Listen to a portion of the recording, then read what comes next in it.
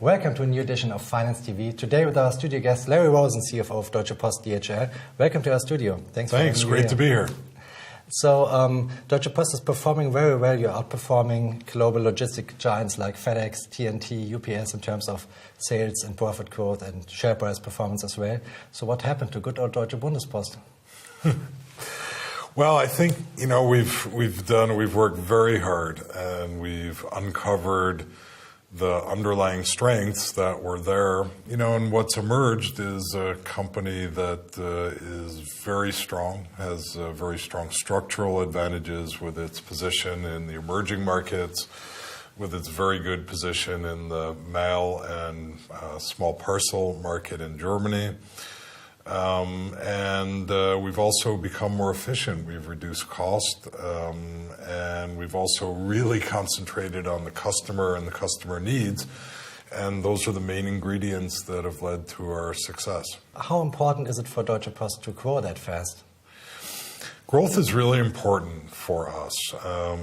Growth leads to a virtuous cycle, I'll call it, because if you're in a high fixed cost business, and our businesses, some of them are very high fixed cost business, like our express business with the air network and the hub and the vehicle fleet, something that you can't change from day to day. So the more growth that you have, you get a very good earnings effect, if you can put more volume into the system. You're operating in a pretty hard environment, fierce competition, weak economy, the legacy mail business, which is under constant pressure. How do you manage to overcome all these obstacles in order to grow that fast? Well, this is where that structural advantage comes into play. For various reasons, the predecessor companies of DHL all had as a strategy to invest in emerging markets and be present for the day that those markets would become much more important and have the highest growth in the world regions. And that day is today. We talk about Chinese growth slowing down to 7.5%, but compared to the U.S. or to Western Europe, 7.5% is great. And the trade growth is even a multiple of the GDP growth. So, we're most present, more than any of our competitors, in those markets that have the highest growth. You set some ambitious midterm targets until 2015. By 2015, you want to raise your EBIT from 2.8 billion up to 3.5 billion approximately. And the corporate center, your finance department, is contributing as well. You want to slash the corporate center cost from 400 million to 350 million euros. How do you want to do this in a growing company? Well, I think, if we look at finance in general, so only a part of the corporate center costs is finance, and we have then finance in each of our divisions. And we have our global business services, finance, operations function, and all those things together make up the total finance costs. If we go back to 2008, our finance costs were over 1.5% of revenues. They're now down to about 1.2%. And it's our goal to reduce them down to below 1% by 2015.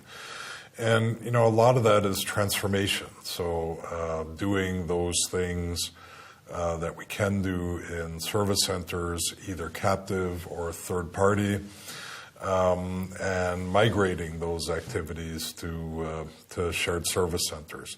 It's consolidating and streamlining our IT systems so that we don't have such a heterogeneous number of systems that we're trying to manage and reconcile all at the same time. So I think all those things are going to lead to more efficiency in the finance function, and a lot of that is what contributes to this reduction in corporate center. What are your personal experiences with outsourcing in the finance department, shared service centers, or business process outsourcing? It's not agreed by everybody that this is a great idea. Is it worth the investment? I think it's definitely worth the investment. What we are trying to do as the finance function is spend more and more of our resources and time on value-added activities, on analysis, on helping with decision-making, on analyzing alternatives for different decisions, rather than filling out spreadsheets and punching numbers into computer programs.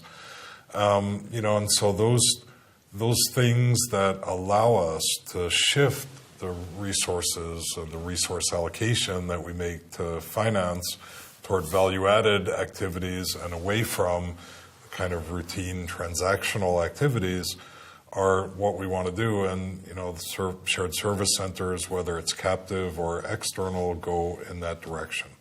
But as CFO of a DAX company, you got a huge advantage. You got huge, vast resources in place, a lot of manpower in the team.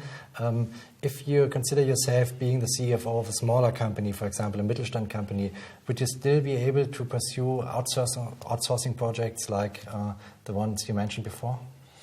I think you can, but I think then you have to shift more in the direction of external providers. So those guys that have the scale and the expertise and the best-in-class processes that you can plug right into. If you're really a huge company like we are, you can create those advantages also with captive service centers. But I think for small and medium-sized companies, my advice would be to go more toward the external providers. So let's sum up the interview with final 3 questions of Finance TV. Please answer them yes or no. The first question is, will Deutsche Post DHL continue to outperform its peers in terms of sales and profit performance? Yes. Are your outsourcing projects staying within the time and financial budgets? Generally, yes. Will you start looking for larger scale acquisitions again in a few years? That's a more difficult one to answer. It goes in the direction of no. I think you look for large acquisitions when you have critical needs to fill in your strategy or in your product or geographic mix. That's something that we don't have right now. So more likely than not, there are not going to be any big acquisitions in our future. So good to know that you're not dependent on acquisitions. We wish you good luck for Thank you very much. Your next steps going forward. Thank you. Thank you for watching, and turn in again on Friday for our next edition of Finance TV. Thank you for watching, and goodbye.